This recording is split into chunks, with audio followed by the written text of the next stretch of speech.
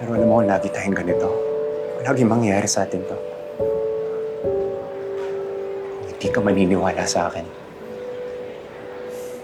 Hindi ko alam kung paano pa tayo maaayos. Kung makakatulong sa'yo, sige, saktan mo ako. Murahin mo ako. Tanggapin ko lahat.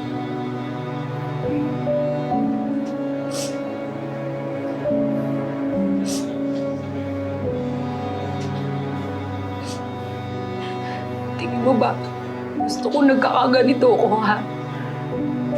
Siyempre hindi.